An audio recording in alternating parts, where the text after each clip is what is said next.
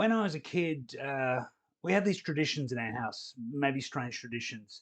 Uh, we, on a Sunday night, would always watch America's Most Wanted. You might remember that show, America's Most Wanted. There was always that deep voiceover of someone about to get horribly murdered in an alleyway, reenacted by actors in front of us.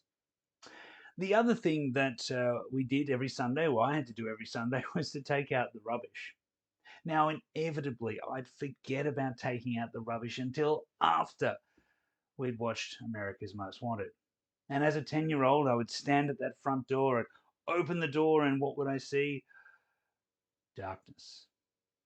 The terrible lighting around our house meant I had to walk down through this alleyway in the dark, and I was terrified. As soon as I stepped on those steps, I could hear that voiceover in my mind talking about the narrative, which was my impending doom, and I would sprint for my life to get the rubbish in the bin, and race back in, slamming the door behind me. You see, we all have these moments of fear, and what we fear the most is uncertainty. What we fear the most is not knowing what's going to happen next. And let's all be really honest with ourselves. We are in a time of incredible uncertainty. Now more than ever, we should be absolutely okay with feeling a little bit of fear, with feeling a little bit uncertain about the world around us, with us not being sure on what's going to happen next. It's okay. I mean, let's be honest, everyone has those moments. Even our favorite superhero has their kryptonite moments, don't they? In fact, kryptonite was only invented to make Superman a little bit more human. The voice actors for Superman on the radio show used to struggle because they could never go to the bathroom. They wouldn't get a break, so they invented kryptonite to give Superman a break. Maybe we should be repositioning these moments of uncertainty as times when we can scale back, when we can reflect and think. And what we need most in this time is not the piece of advice I hear so often. Now, I know this is fading, but in some of the organizations and circles I was working, I would still hear people say, what we need to do is, and they would use a phrase that would really annoy me. It annoyed me so much it motivated me to write a little kids book. Let me share the story with you of the monkey and the rhino. Once upon a time, there was this monkey and rhino, and they lived around this big tree. Now, they had a really good partnership going on. The monkey climbed to the top of the tree, picked the young leaves. They were the rhino's favorite. And the rhino, well, he'd shoot away those pesky lions when they came to hassle our friend the monkey. Everything was great. But one day, there was a big storm. It rained and then it hailed.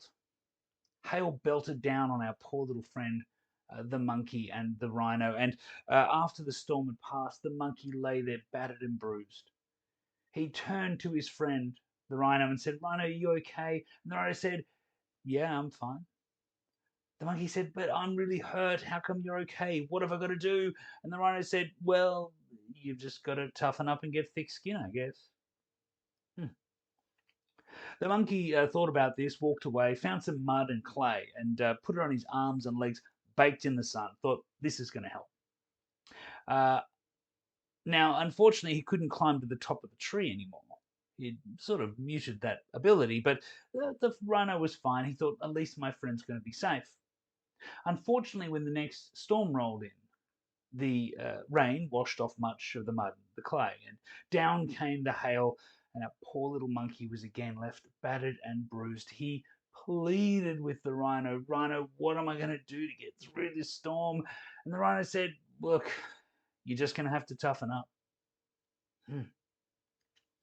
A bit dejected now, a little friend, the monkey, went and sat in the tree, and a squirrel popped out of this hole in the tree next to him. He looked at the squirrel and said, Are you okay after that storm?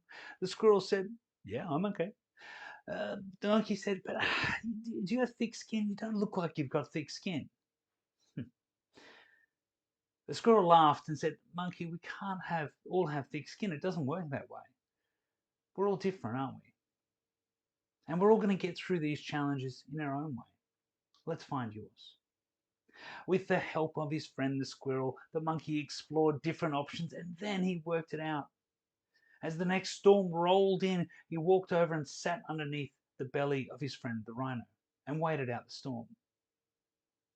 You see, we can't keep telling people just to toughen up. We can't even keep telling people, well, what you need to do is. What we are so good at doing is giving our ways of getting through. That is not what we need.